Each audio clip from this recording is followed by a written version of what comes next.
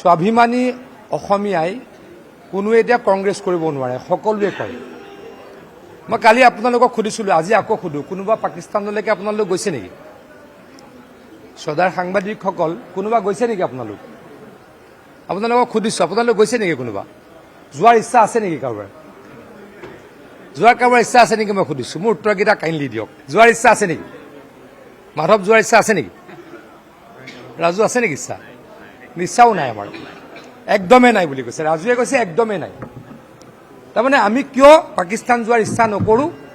পাকিস্তান আমাৰ চিৰ বৈৰী এখন শত্ৰু ৰাষ্ট্ৰ, বৈৰী শত্ৰু একে বৈৰী ৰাষ্ট্ৰ। আমাৰ এগৰাকী ডাঙৰ নেতা, তেখেতে গৈ 10 দিন থাকে, এদিন দুদিন নহয়, 10 দিন থাকে। আৰু সকলোতকৈ ইণ্টাৰেষ্টিং, এখন চিটিৰ ভিজা লৈ যায় আৰু তাতে তেওঁ 3খন চিটিৰ ভিজা পাই যায়।